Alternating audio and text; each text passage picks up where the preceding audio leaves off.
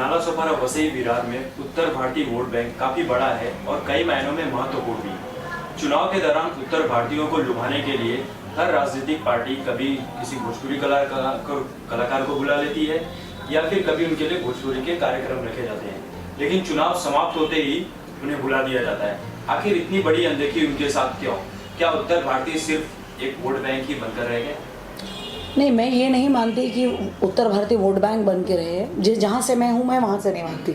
मैं जो बाकी पार्टियों का तो मैं नहीं कह सकती, लेकिन बीजेपी के लिए मैं बीजेपी से हूँ तो मैं बीजेपी से जहाँ से कहूँगी तो मुझे नहीं लगता उत्तर भारतीय एक वोट बैंक है, क्योंकि हम लोगों के पार्टी में तो बीजेपी में तो आप जानते हैं उत्तर भारतीयों के लिए कितना स्थान है और कितनी इज्जत है, ये भी आप जानते हैं।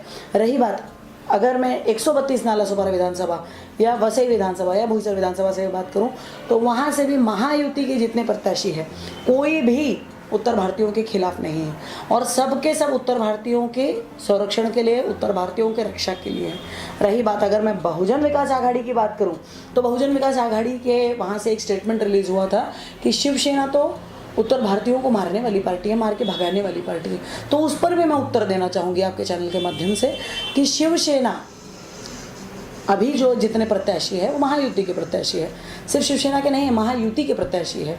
और महायुति ये बिल्कुल नहीं चाहती, ना ये महायुति का कभी भी नेचर रहा है कि किसी भी समाज के साथ, चाहे वो उत्तर भारतीय हो चाहे कोई भी समाज हो, उसके साथ मारपीट करे या उनको जान माल का नुकसान करे या कुछ भी करे।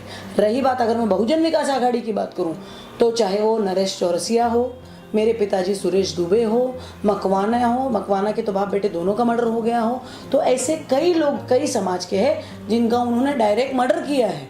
तो अगर वो लोग कहते हैं कि शिवसेना मार के भगाती है तो आप तो डायरेक्ट मर्डर कर रहे हो, तो आप पे तो मर्डर के एलिगेशन लगने चाहिए और आप पे तो है ही वो एलिगेशन।